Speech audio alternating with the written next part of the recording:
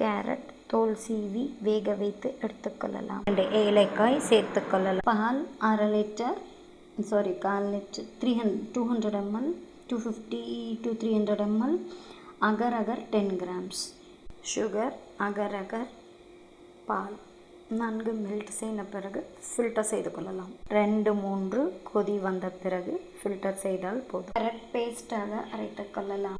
அகர் பாலில் மெல்ட் ஆக வேண்டும். அகர் வடிகட்டி கொள்ளலாம். வடிகட்டியதோடு கேரட் கலவையை மிக்ஸ் செய்து கொண்டு நன்கு மிக்ஸ் ஆனதும் நெய் தடவிய தட்டில் அதை கலவையை கொட்டி விடலாம். பிளேட்டில் டிஸ்டர்ப் செய்யாமல் கொட்டி வைத்து விடலாம். ஷேக் செய்தால் கொஞ்ச நேரம், நிறைய நேரம் விட்டு விடுங்கள். 4-5 மணி நேரம் பிறகு பீஸ் செய்து சாப்பிடலாம்.